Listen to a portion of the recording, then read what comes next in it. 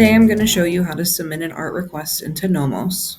So we're going to go ahead and log into your NOMOS account. And then over here on the sidebar, you're going to scroll down and click on Artwork Request. And in location 1, we're going to name the piece of art. So usually people are going to name it whatever they decide to also use as a job title when they are then submitting an order after their art request is approved. We're going to go ahead and name this Apparel Redefined. In the Add Tags bar, you can add anything. Say if we wanted to do Apparel Redefined Softball, you can add a tag there. That way it'll be easier to attach the correct art later on if you have so many pieces of art in your art database. You don't have to add a tag, but it is convenient for you if you'd like to. Down here in the artwork concept area, we're going to upload the piece of artwork.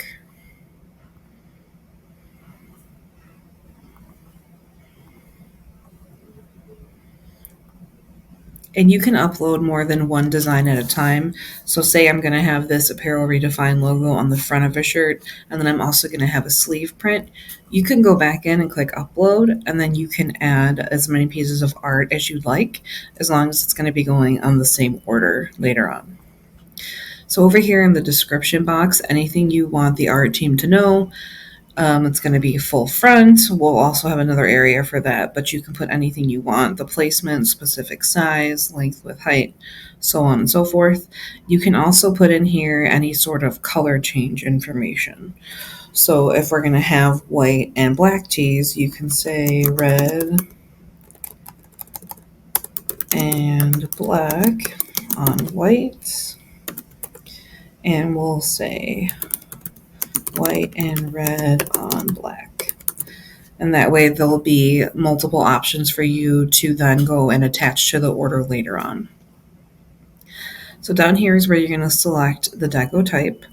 So we have our Pro Print, which is our standard screen print, our Performance Pro Print, which is usually for uniforms, anything on field, our Fuse Flex, which is actually DTF now, just needs to be updated.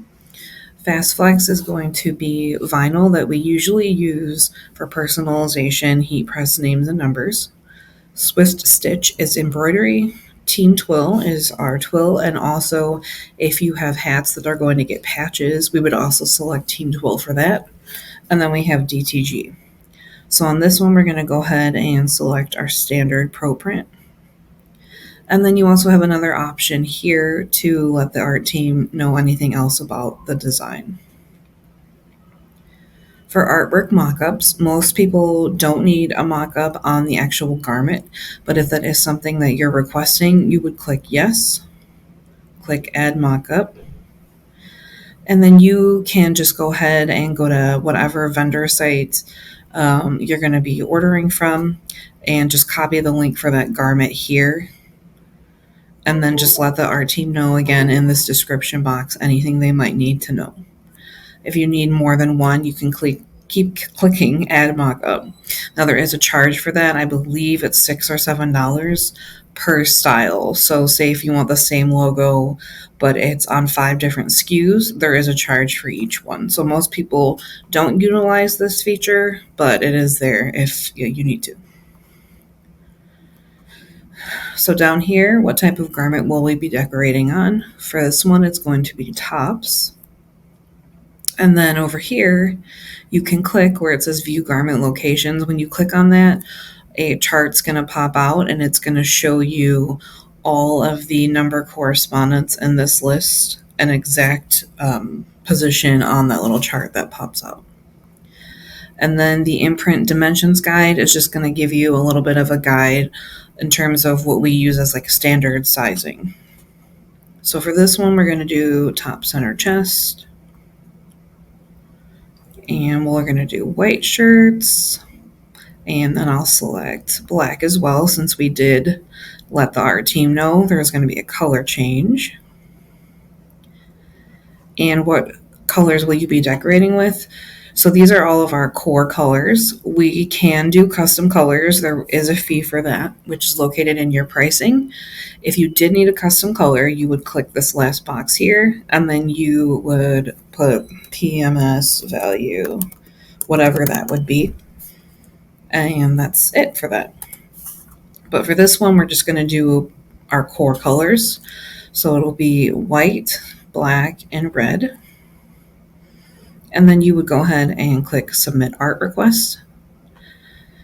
And then now we're just going to be waiting for the art team to start on this piece of art. And over here in the artwork history, it'll give you a view every time somebody starts a different part of the artwork process. So it'll let you know Brian, for example, has started working on this. And then once he is done, you will get an email that says this artwork request is ready to approve. And then from there, you can make revisions or you can approve that piece of art, whatever you need to do. And then this is just what we selected for that piece of art that we want the art team to work on. Now here, you have a chance to edit the request before the art team starts on the request. But if you do that, then your time kind of starts over. So it's important just to give them any sort of information you may have on the front end so that way it doesn't delay the artwork request time for you.